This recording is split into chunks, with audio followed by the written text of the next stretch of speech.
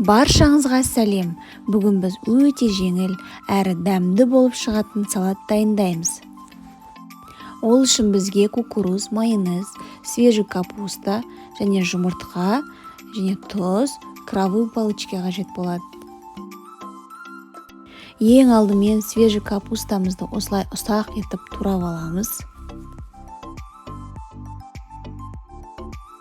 Крабовые палочкиді төртбұрыштап тураймыз.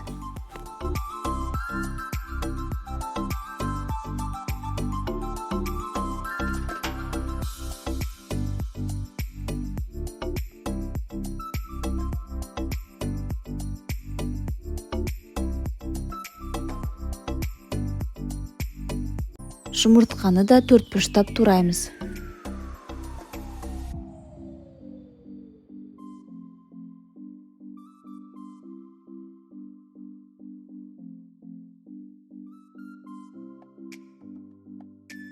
Ендігі кезекте банкадағы кукуруздың суын төгеміз және оны салатқа қосамыз. Соңында майонезімізді және тұзымызды салып, салатымызды жақсылап тұрып араластырамыз.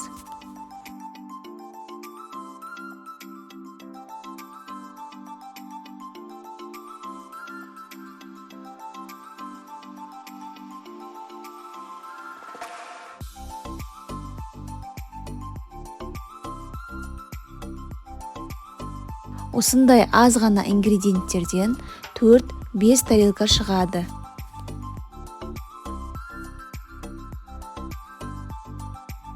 Өте оңай дайындалатын, әрі тез дайындалатын, әрі дәмді салатымыз дайын. Барлықтарыңызға ас болсын. Сіздермен болған қымбат. Менің каналыма тіркеліп, лайк басуды ұмытпаңыздар. Алда әрі жеңіл, әрі оңай түрлі рецептер болады.